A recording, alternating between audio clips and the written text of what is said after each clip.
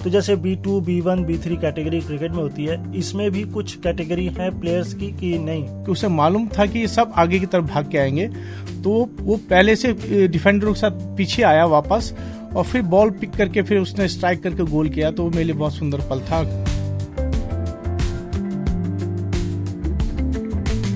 तो मैंने देखा ये ब्लाइंड बच्चे हैं क्या कर रहे हैं। जब उन्होंने अपना डेमो दिया, वहाँ के हमारे साथ के बेस्ट गोलकीपर के ऊपर उन ब्लाइंड बच्चों ने जब गोल मारे, तो मैं बड़ा प्रभावित हुआ। तब मैं नयाल सर से मिला और नयाल सर को बोला मैं जुड़ना चाहता हूँ। और नयाल सर ने एक चीज़ बोली, सर इस गेम में कुछ नहीं मिलता। मैंने कहा मैं कुछ लेने नहीं आ रहा हूँ, मैं सीखने आ रहा हूँ।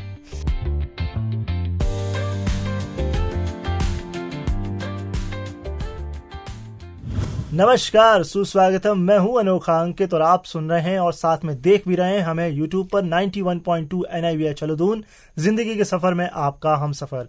और आज एक बार फिर हम एक मेहमान के साथ हैं, और ये मेहमान इतने खास हैं कि मुझे बताते हुए बहुत खुशी हो रही है कि मैं आज हूं एक national football referee, international blind football referee and as well as commentator Samuel Chandra sir के साथ। तो सर, सबसे पहले आपका बहुत बहुत स्वागत है 91.2 NIVI चलदून पर। Thank you Ankit ji, thank you so much.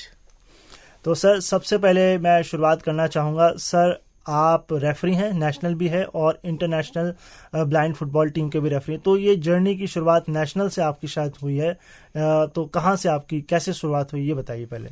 अंकित जी, मेरी ब्लाइंड फुटबॉल की शुरुआत जो हुई है एक डेमो के थ्रू हुई है। एक टूर्नामेंट में मैंने उत्तराखंड के बच्चों को डेमो देखा और मेरा जुड़ा हुआ नयाल सर से मुलाकात हुई और मैंने उनसे ब्लाइंड फुटबॉल के बारे में जाना और उन्होंने मुझे ब्लाइंड फुटबॉल के बारे में बताया और मुझे इनवाइट किया कि आप आएँ देखें।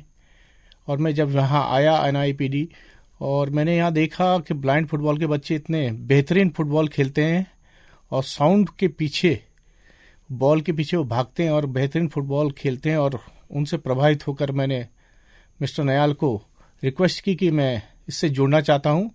और उन्होंने मुझे इस खेल के गुर सिखाए, ऑफिशिएटिंग के गुर सिखाए।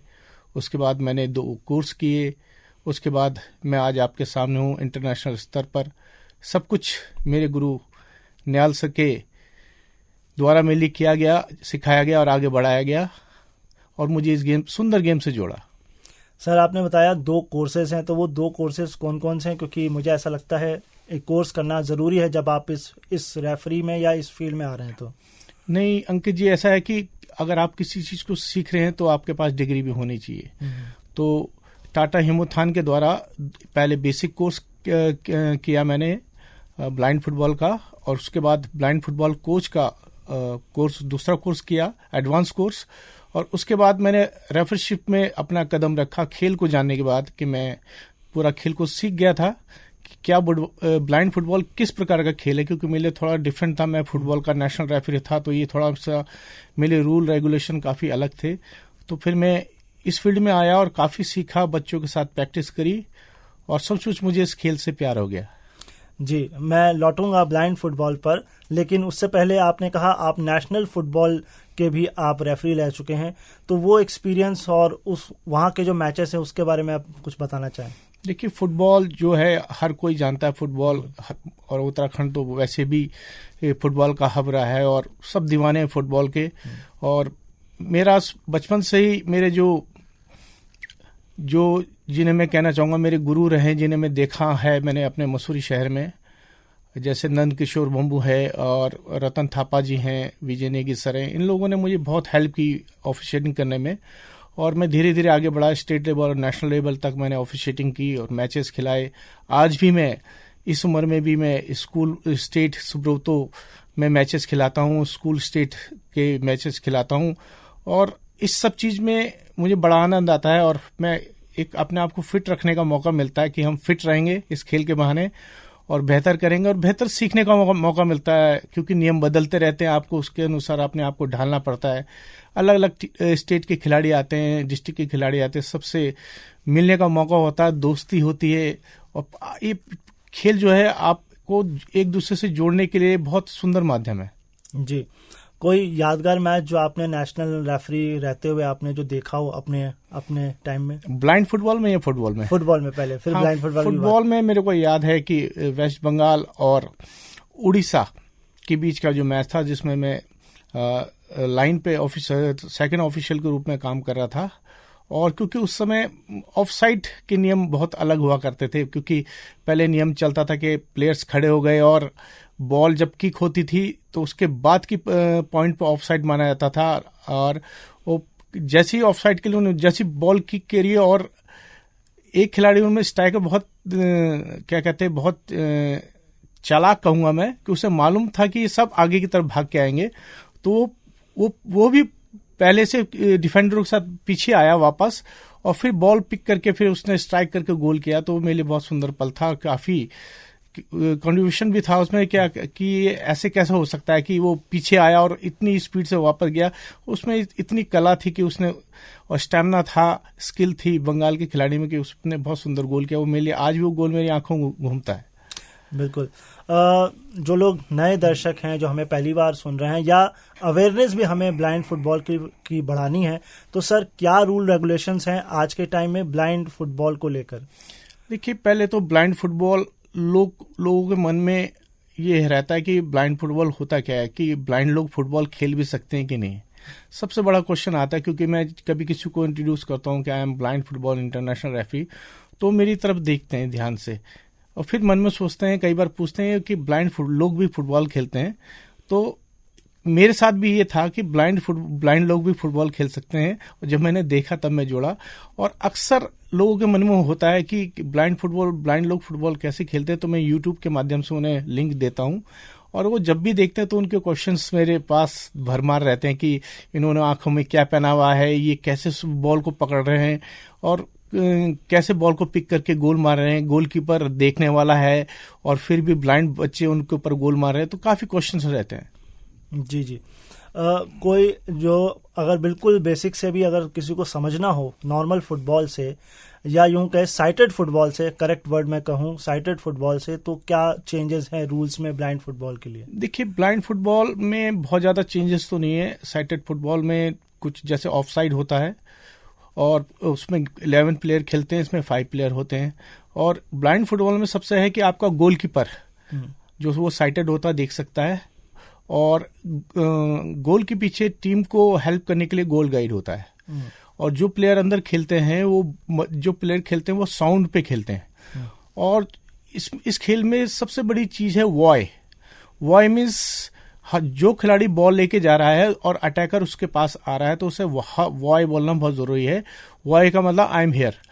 तो ब्लाइंड फुटबॉल में वॉय बोलना बहुत जरूरी है। हर खिलाड़ी हर 3-4 सेकंड में वॉय जोर से बोलता है, ताकि खिलाड़ी को पता लग जाता है कि दूसरा खिलाड़ी उसकी तरफ आ रहा है या उस साइड है। इससे क्या होता है, इनमें जो टकराव होता है खिलाड़ी आपस में नहीं टकराते, और खिलाड़ी जो है बॉल की साउंड को सुनकर खेलते हैं और बॉल की साउंड को सुनकर ही आगे बढ़ते हैं। और साथ साथ उनके जो सेंटर में कोचेज रहते हैं, सेंटर एरिया में जो मार्किंग रहती है सेंटर लाइन से दोनों साइड जो डॉटेड लाइन होती है, वहां पर कोच उन्हें गाइड करते हैं। और डॉटेड लाइन के बाद जब attacker inside the penalty area की तरफ जाता है तो वहां गोल गाइड उन्हें गाइड करता है, और गोल गाइड के मारो बोलने पर ही और जहां से आवाज आई वो वहीं पर मारता है और साइटेड गोलकीपर के ऊपर गोल करता है।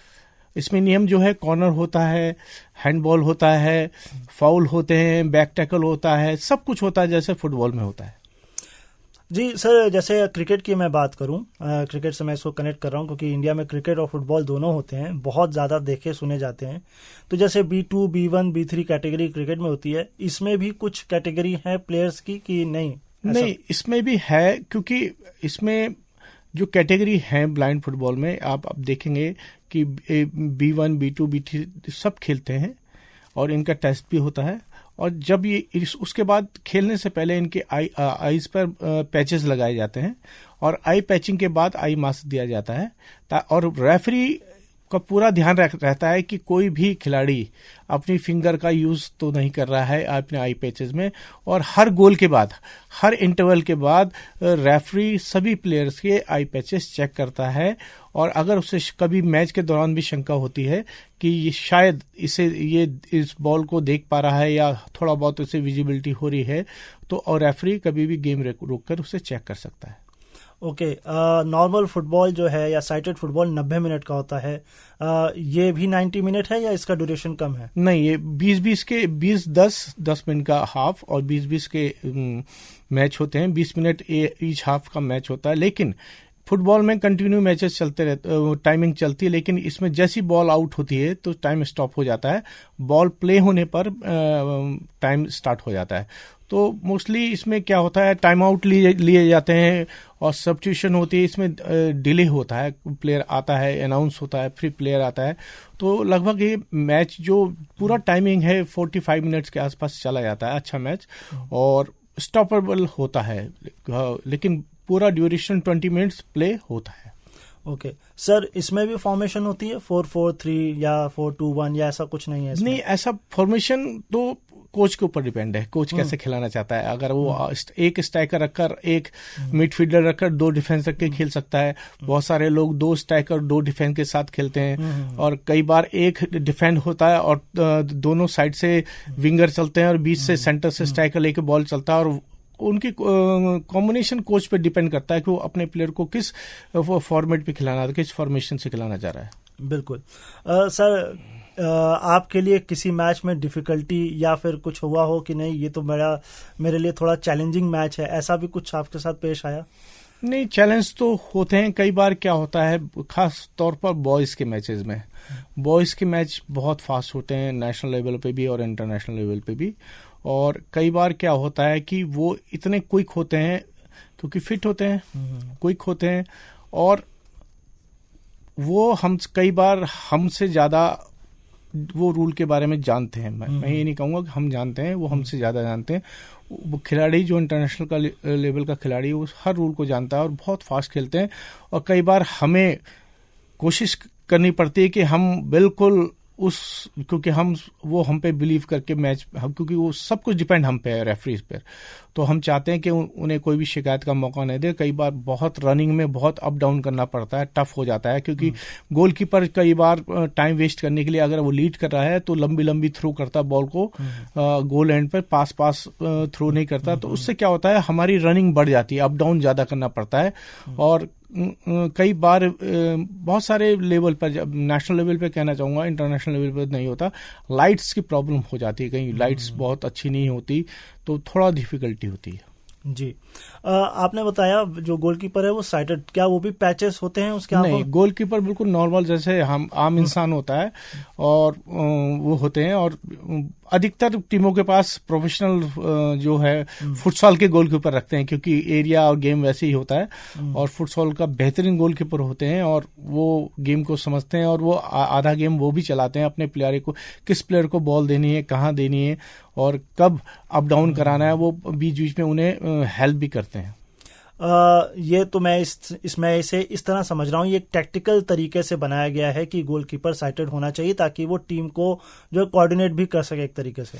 जी हाँ, क्योंकि अगर गोलकीपर साइटेड नहीं होगा तो इस गेम का मजा ही नहीं होगा। कारण है कि गोलकीपर को मालूम ही नहीं होगा कि मेरे पे किक होने वाला है, क्योंकि इस जो साइटेड गोलकीपर होता है तो उसे मालूम चलता है कि बॉल आ रही है, देखता है वो बिल्कुल अच्छी तरह से, क्योंकि गोल एरिया बहुत बड़ा होता है, है ना, गोल एरिया बड़ा होता है, और साइटेड उसका 1-2 मीटर का उसका एरिया होता है, उसी एरिया के बाहर वो जा नहीं सकता, गोल एरिया छोटा होता है, तो इस कारण साइटेड गोलकीपर होना बहुत जरूरी है, क्योंकि ब्लाइंड पे तो उसे मालूम ही नहीं चलेगा कि कब बॉल कहाँ से आई और मैं किस डायरेक्शन में खड़ा हूँ, मैं अपने गोल एरिया के पास खड़ा हूँ, फर्स्ट बार के पास हूँ या सेकंड बार के पास हूँ, तो इसलिए थोड़ा मुश्किल होगा। लेकिन साइटेड गोलकीपर जो रखा गया है बहुत सोच समझ के रखा गया है, और अच्छे से अच्छे, बेहतरीन से बेहतरीन गोलकीपर जो साइटेड होते हैं वो ब्लाइंड बच्चे उन पर गोल मारते हैं।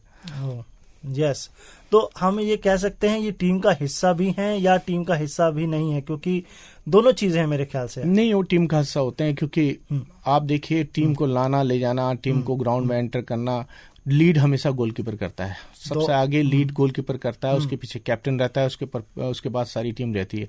और गोलकीपर का उसके साथ और भी काम होता है जब ये ग्राउंड से बाहर रहते हैं, उन्हें वार्म अप कराना, स्ट्रेचिंग कराना, साथ साथ अपनी टीम को इधर से उधर लेके जाना, क्योंकि सब ब्लाइंड होते हैं और स्टेडियम में जाना है, कौन सी जगह आपको जाना है, कहाँ पहुंचना है, किस जगह पहुंचना है, तो वो उन चीज़ों में हेल्प करते हैं। बस से उतरना, बस में चढ़ना, उनका सामान रखाने में, हर चीज़ में एक प्रकार का एक फैमिली बन जाता है। क्योंकि वो साइटेड गोलकीपर ना होते हुए भी साइटेड गोलकीपर है, लेकिन वो एक टीम का बहुत महत्वपूर्ण हिस्सा होता है गोलकीपर।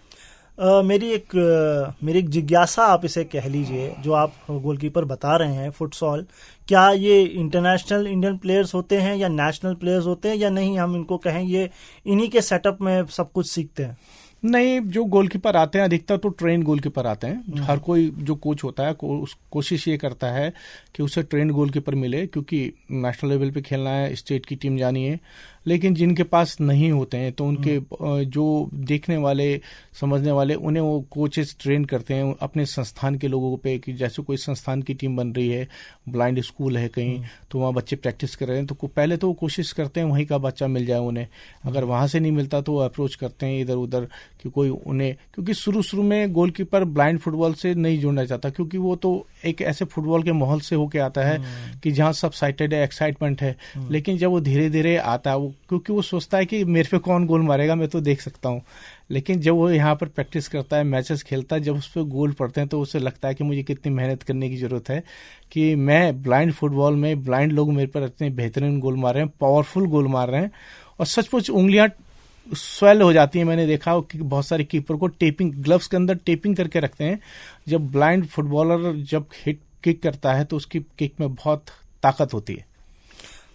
बॉल के बारे में, जो फुटबॉल है बेसिकली साइटेड फुटबॉल में तो हम अलग तरीके से बॉल होगी, इसमें जैसे क्रिकेट की बॉल है वो भी डिफरेंट, तो इसकी बॉल के बारे में अगर आप लोगों को अवेयर करना चाहें, कैसी बॉल है इसकी? इसकी बॉल एक डिफरेंट बॉल होती तो बिल्कुल फुटबॉल की तरह है, लेकिन साइज मैं अगर कहूँ तो छोटी बॉल होती है, करीब 3 नंबर के साइज की अगर फुटबॉल की बात करूँ। और इसकी जो फुटबॉल है, इसके अंदर रिंग्स रहते हैं और उसके अंदर साउंड रहती है। वो जैसी बॉल रोल करती है तो उसमें खड़ंग खड़ंग खड़ंग खड़ंग साउंड आती है। उस साउंड को प्लेयर फॉलो करते हैं। अगर साउंड नहीं होगी, अच्छी साउंड नहीं होगी, तो प्लेयर्स बॉल को पिक करने में उन्हें बहुत मुश्किल होती है। और विदाउट साउंड तो बहुत मुश्किल है। पहले तो पाकिस्तान इस फुटबॉल को बनाता था, लेकिन अभी इंडिया में विक्टर वही बना रहा है। और अभी जो मैंने विक्टर की बॉल देखी है और इंटरनेशनल बॉल भी देखी है इंटरनेशनल टूर्नामेंट में, तो विक्टर बहुत अच्छी बॉल बना रहा है इस समय, जो प्रोवाइड कर रहा है, जो हम जिससे यहाँ पर बच्चे प्रैक्टिस करते हैं इंडिया में और उत्तराखंड में और देहरादून में भी। जो बॉल है बहुत सुंदर अच्छी बॉल बना रहा है। और मैं सोचता हूँ कि अगर हम खेलते हैं नॉर्मल फुटबॉल तो बहुत इजी है उस पर किक मारना, लेकिन इसके जो घुंघरू के जो स्प्रिंग अंदर लगे होते हैं, और कई बार मैंने भी किक मारी है, बहुत हार्ड होता है, टफ होता है, कई बार मेरे भी पैर सूज जाते हैं।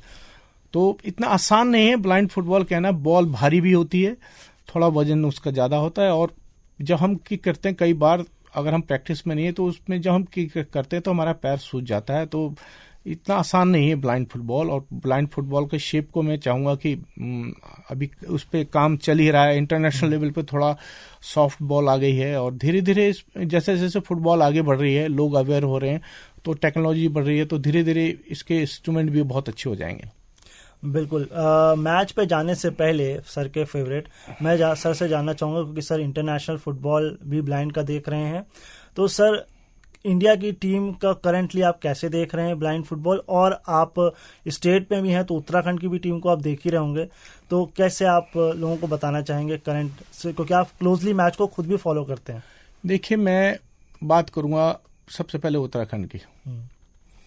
जो उत्तराखंड का फुटबॉल है वो भारत की ब्लाइंड फुटबॉल की रीढ़ माना जाता है। और उत्तराखंड के से ही हमारे अधिकतर बच्चे इंटरनेशनल लेवल पे जाते हैं। और उत्तराखंड के वो बच्चे कहाँ से आते हैं?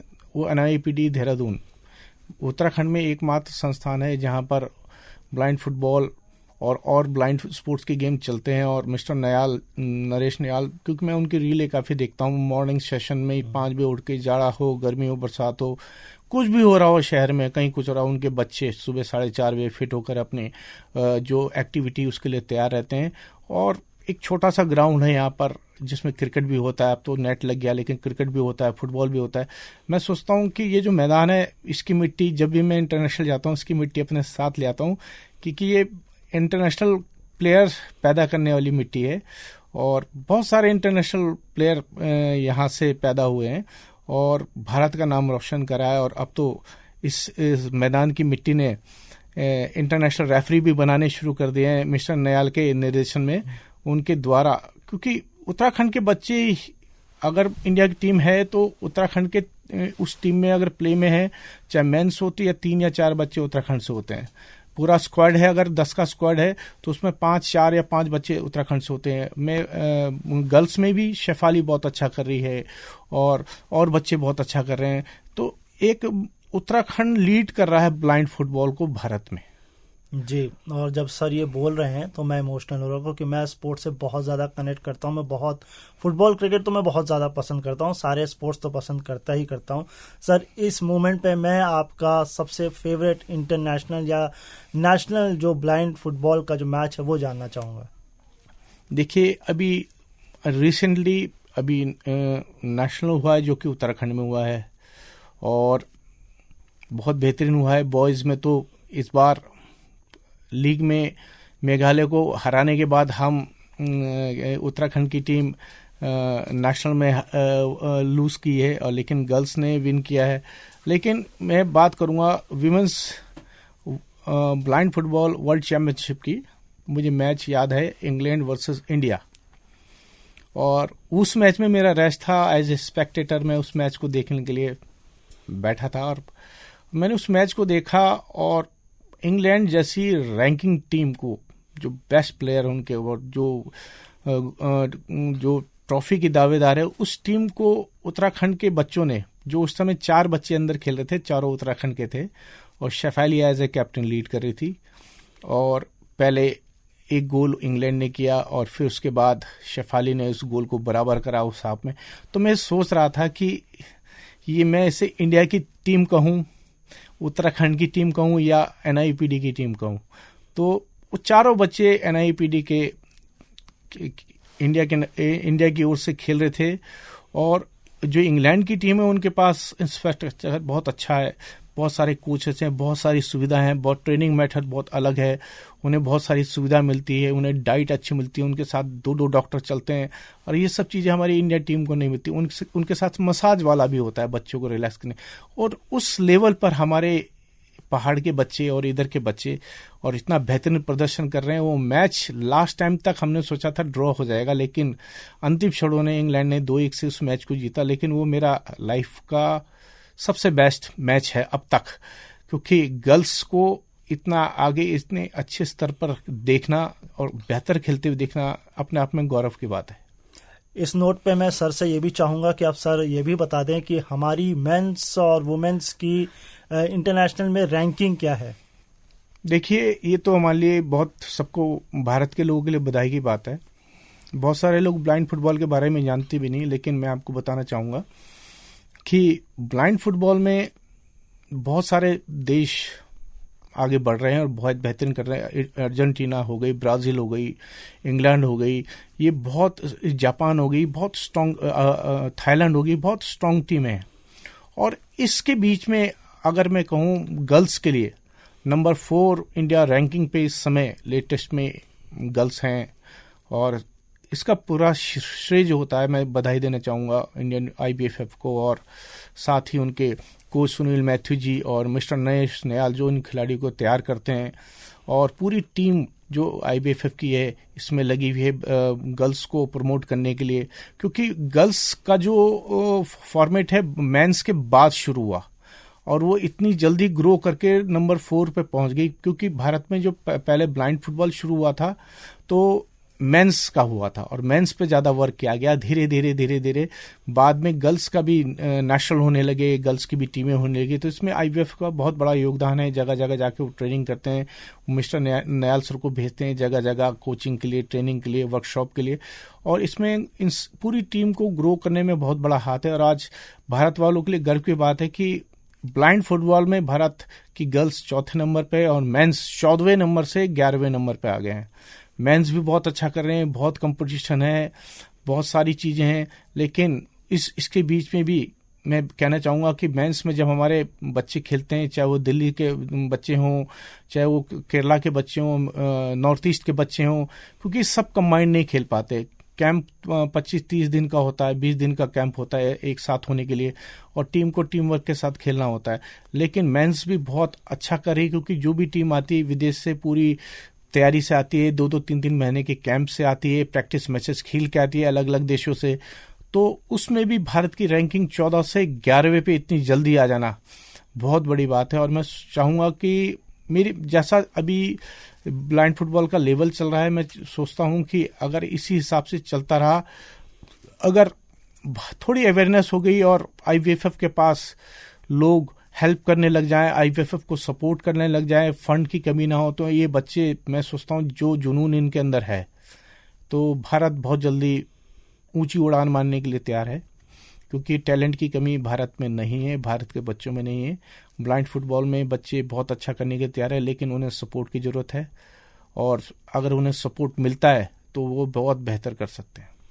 बिल्कुल। तो सर, आने वाला जो कैलेंडर है, जहां आप भी जाने वाले हों, या आप लोगों को बताना चाहें कि कौन कौन से मैच वो आगे लाइनअप सुन सकते हैं या देख सकते हैं, तो वो कौन से मैचेस हैं जो जिस पे हम काम कर रहे हैं अभी? देखिए, अभी आईवीएफएफ ने वैसे तो अपना कैलेंडर जारी नहीं किया है अभी, लेकिन जहां तक जो हमारी निजी सोर्स के आधार पर जानकारियां हैं, तो अभी फुटसॉल का टूर्नामेंट होता है जो B3 के लिए होता है। और वो फुटसॉल का नेशनल टूर्नामेंट लास्ट ईयर तो एमपी में हुआ था, और इस बार शायद उड़ीसा में होने जा रहा है। और उसके बाद जो ब्लाइंड फुटबॉल है, रीजनल लेवल पर टूर्नामेंट होते हैं, 4 रीजन में टूर्नामेंट होते हैं, north, centre, east and west. तो ये जो नॉर्थ के बाद, ये जोनल टूर्नामेंट के बाद जो पहली 2 टीमें होती हैं, विनर और रनर, ये क्वालिफाई करती हैं नेशनल के लिए। तो 2 टीमें करती हैं, तो 8 टीमें हमारे पास नेशनल के लिए हर साल होती हैं। इसके साथ साथ जो गुजरात है, वो जो लीग ऑर्गेनाइज करता है, जैसे आप आईपीएल देखते हैं, इसी तर्ज पर उन्होंने लास्ट ईयर भी लीग का आयोजन किया था, और खिलाड़ियों को खरीदा जाता है, ऑक्शन होता है, और वो टीम बनती है। अलग अलग स्टेट के खिलाड़ी अलग अलग टीमों से खेलते हैं, जैसे आईपीएल में खेलते हैं, और बहुत बेहतरीन टूर्नामेंट होता है। गुजरात बहुत अच्छा ऑर्गेनाइज करती है, इस बार भी वो टूर्नामेंट होगा। और लास्ट ईयर तो उत्तराखंड के बच्चों ने धूम मचाई, उसमें बहुत ज़्यादा प्लेयर ऑफ द टूर्नामेंट भी लाए, बॉयज़ में भी, गर्ल्स में भी, बेस्ट गोलकीपर भी लाए, और हाईएस्ट स्कोरर भी लाए। तो उसमें बॉयज़ और गर्ल्स का मिला जुला बहुत अच्छा सा रहा। और सारे जब प्राइज़ मिले और जब फोटोग्राफ हो रही थी, मैंने नयाल सर को बोला भी, मैंने कहा सर बधाई हो कि सारे चैंपियन तो हमें हमारे उत्तराखंड के लग रहे हैं। और एक गर्व होता है हमें, एज ए ऑफिशियल तो हम न्यूट्रल रहते हैं, लेकिन हमारे बच्चे, उत्तराखंड के बच्चे नेशनल लेवल पे या इंटरनेशनल पे जब भी अच्छा करते हैं, तो सचमुच हमारा सीना भी गर्व से फूल जाता है, और हमारे अंदर की भावनाएं भी बहुत उत्तेजित हो जाती कि कोशिश करते हैं हम उनके साथ जाके फ़ोटो खिंचाएं, लेकिन हमारे जो प्रोटोकॉल हैं, हम उस बीच नहीं जा सकते हैं, उन खिलाड़ियों से नहीं मिल सकते। लेकिन हम लोग भी बहुत खुश होते हैं कि हमारे बच्चे, जिनके साथ हम प्रैक्टिस करते हैं, जिनके साथ हम बातचीत करते हैं, खेल को इम्प्रूव करने की बात करते हैं, और कई चीज़ें हैं हम डिस्कस करते हैं, तो वो बच्चे आगे बढ़ रहे हैं और बेहतर कर रहे हैं, और प्रदेश का नाम रोशन कर रहे हैं। सर, नेशनल्स की बात करी हमने, इंटरनेशनल फुटबॉल, ब्लाइंड की बात करी, लेकिन जो नॉर्मल या साइटेड जो फुटबॉल होता है, चाहे वो टीवी पे आप देखते हो, वो कोई यादगार मैच है आपका, जो किसी लीग का या किसी इंडिया का मैच कोई, या आईएसएल का मैच, कोई आपका ऐसा यादगार मैच? यादगार मैचों में तो देखिए, मेरे को याद है, मैं वर्ल्ड कप देख रहा था, मैं वो पल आज भी नहीं भूलता। आपको याद होगा कि डिएगो माराडोना ने हाथ से गोल मारा, रेफरी ने गोल दे दिया। और काफी समय बाद पता चला कि वो गोल हाथ से हुआ था। यस।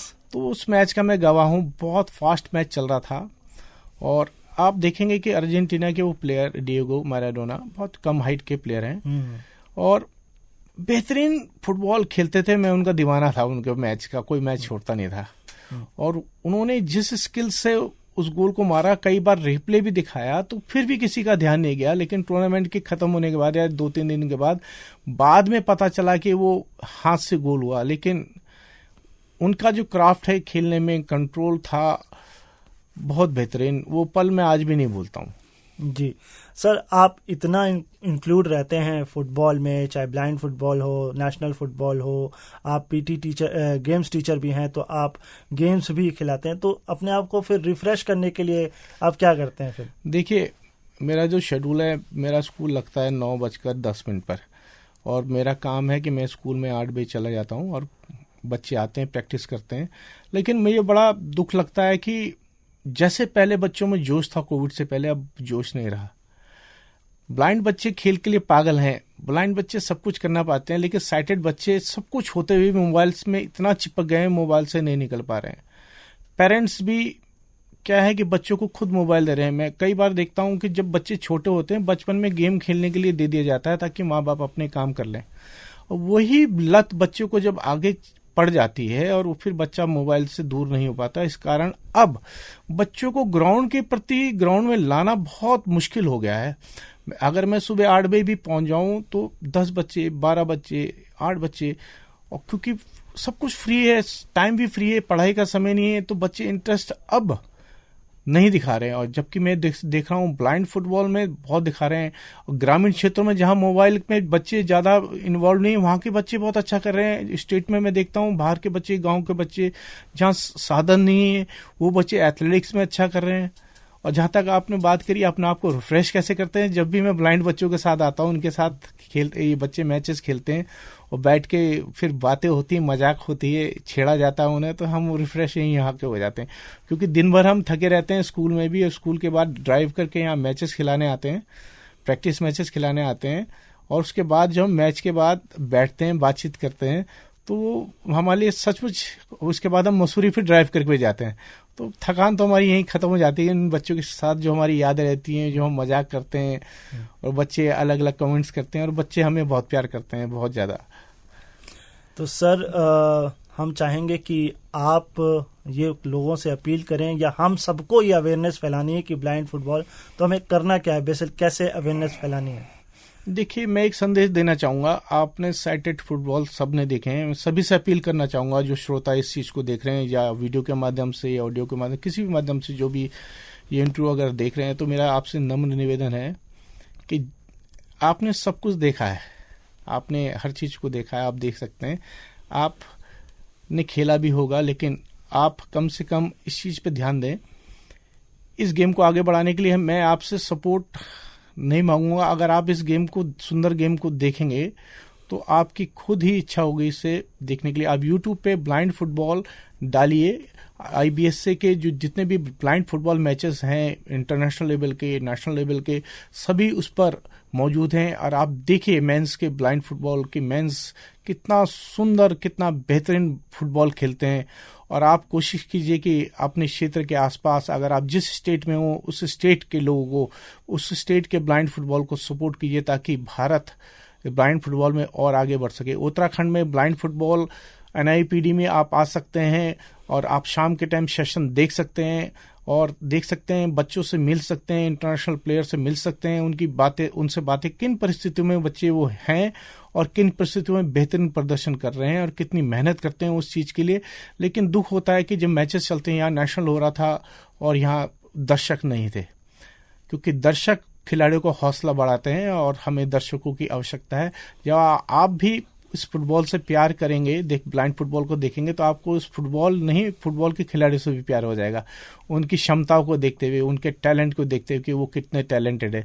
तो मेरा निवेदन होगा कि आप ब्लाइंड फुटबॉल्स को देखें, एक बार मेरे निवेदन पे जरूर देखें, यूट्यूब पे आप देखें, और कोशिश कीजिए कि ब्लाइंड फुटबॉल से जुड़ें और इन खिलाड़ियों को उत्साहवर्धन करने के लिए आप इनसे मिलें और कुछ ना कुछ कंट्रीब्यूशन आप इनके लिए कर सकते हैं। जीवन में हम हर प्रकार के एंजॉय के काम करते हैं, तो क्यों ना हम आगे बढ़कर ब्लाइंड फुटबॉल को बढ़ाने के लिए एक छोटा सा योगदान दें, अपना समय दें। और समय जब आप देंगे तो आप सचमुच खुद ही समर्पित हो जाएंगे, क्योंकि ब्लाइंड फुटबॉल बहुत सुंदर गेम है। बिल्कुल सर, ऐसी कोई चीज़ जो मैंने ना पूछी हो या आप कुछ बताना चाहते हैं वो आप बता सकते हैं। जी हाँ, मैं अंकित जी, आप थोड़ा सा भूल गए कि मेरा ब्लाइंड फुटबॉल में पदार्पण कैसे हुआ। मैं बताना चाहूँगा कि मैं एक मास्टर्स के स्टेट लेवल के टूर्नामेंट में सोशल बलूनी में मैच खेलने गया था, और क्योंकि मैं उत्तराखंड मास्टर्स का सदस्य हूँ, तो मैं टीम में खेल रहा था। तो मिस्टर नरेश नयाल शुभेंद्र को लेके और साहिल को लेके वहाँ आए थे, और तो मैंने देखा ये ब्लाइंड बच्चे हैं क्या कर रहे हैं। जब उन्होंने अपना डेमो दिया, वहाँ के हमारे साथ के बेस्ट गोलकीपर के ऊपर उन ब्लाइंड बच्चों ने जब गोल मारे, तो मैं बड़ा प्रभावित हुआ। तब मैं नयाल सर से मिला और नयाल सर को बोला मैं जुड़ना चाहता हूँ। और नयाल सर ने एक चीज़ बोली थी, सर इस गेम में कुछ नहीं मिलता। मैंने कहा मैं कुछ लेने नहीं आ रहा हूँ, मैं सीखने आ रहा हूँ, मुझे खुद चाहिए इनसे।